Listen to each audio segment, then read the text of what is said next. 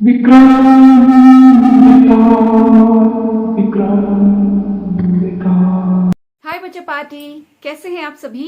मैं हूं आपकी दोस्त सारिका त्यागी, जो रोज लाती हूं छोटी छोटी प्यारी प्यारी स्टोरी। वो स्टोरी जो मुझे मेरी दादी नानी सुनाती थी और मैं आप सभी को सुनाती हूँ। वो स्टोरी जिनसे मुझे बहुत कुछ सीखने को मिलता था और मजा भी बहुत आता था। जैसा कि आप सभी जानते हैं कि मैंने बेताल 25वीं वाली एक सीरीज स्टार्ट की है, जिसमें राजा विक्रमादित्य और बेताल है। जैसे कि आपने पहला और दूसरा एपिसोड सुना है और उसको बहुत प्यार भी दिया है, मैं आपके लिए तीसरा एपिसोड लाई हूँ, जिसमें बेताल राजा विक्रमादित्य को एक कहानी सुनाएगा।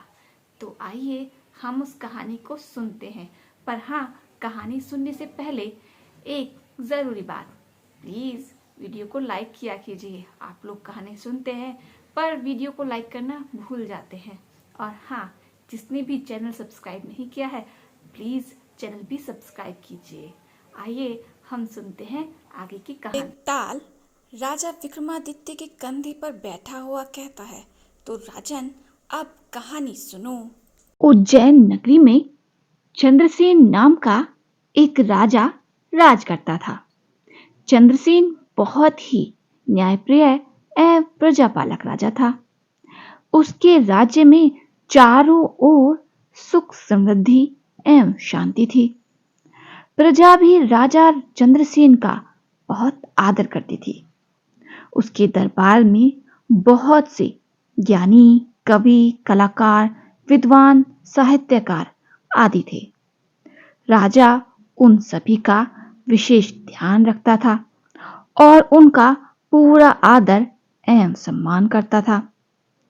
एक दिन काशी के प्रकांड पंडित श्रीदत्त राजा के दरबार में उपस्थित हुए। राजा ने श्रीदत्त का भरपूर आदर एवं सम्मान किया। श्रीदत्त के सम्मान में राजा ने एक विशेष भोज का आयोजन किया। भोजन के पश्चात राजा चंद्रसेन, श्रीदत्त एवं अन्य विद्वान आपस में विचार विमर्श करने लगे। उन्होंने बहुत से विषयों जैसे न्याय, दर्शन, धर्म इत्यादि पर काफी देर तक विचार विमर्श किया। सभी विद्वान एवं राजा चंद्रसेन श्रीदत्त की विद्वता से बहुत प्रभावित हुए। इसके पश्चात राजा चंद्रसेन ने श्रीदत्त को बहुमूल्य रत्नों व मोतियों से जड़ा एक हार पुरस्कार स्वरूप प्रदान किया। तब श्रीदत्त ने राजा से काशी वापस जाने की आज्ञा मांगी। राजा से आज्ञा प्राप्त करके वह काशी की ओर चल पड़ा। उज्जैन से काशी जाने के लिए श्रीदत्त को मार्ग में एक घने जंगल को पार करना था। घने जंगल से गुजरते समय एक डाकू ने श्रीदत्त को देखा। श्रीदत्त ने राजा का एक दिया हुआ बहुमूल्य हार अपने गले में ही पहन रखा था, जो दूर से ही चमक रहा था। उस हार को श्रीदत्त के गले में देखकर डाकू का दिल उसे लेने के लिए मचल उठा। डाकू ने अपना चाकू निकाला और आनंद फानन में श्रीदत्त के पास जा पहुंचे और चाकू दिखाकर श्रीदत्त को धमकाते हुए बोला, चुपचाप यह हार मेरे हवाले कर दो।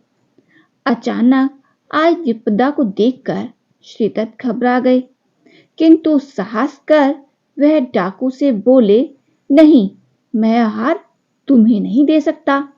यह हार मुझे राजा ने मेरी विद्वता से प्रभावित होकर दिया है।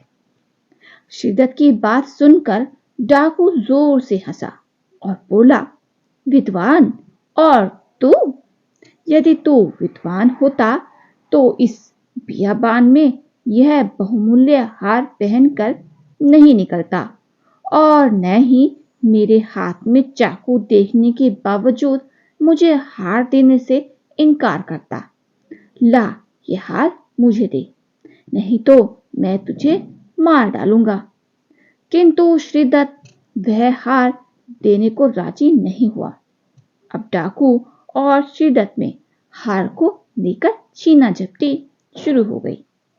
उसी छीना झपटी में डाकू ने शिद्दत को मारकर वह बहुमूल्य हार अपने कब्जे में कर लिया। तो बताइए बच्चा पार्टी, कैसी रही आज की स्टोरी? आगे क्या होगा? क्या राजा चंद्रसेन इस डाकू को पकड़ पाएगा?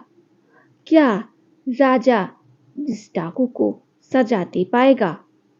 और क्या होगा इन पंडित जी का? और विक्रमादित्य इस बेताल को काबू में कैसे लेकर आएगा? क्या विक्रमादित्य इस कहानी के बीच में कुछ बोल देंगे? क्या होगा आगे? इन्हीं सवालों के साथ हम आपको छोड़े जाते हैं, पर फिक्र न कीजिए, कल इन जवाबों को हम लेकर जरूर आएंगे। तब तक आप इस कहानी के मजे लीजिए और सवालों को ढूंढते रहिए। कल फिर मिलेंगे ऐसे ही इस कहानी को पूरा करके। Bye bye. आप अपना ख्याल रखिए।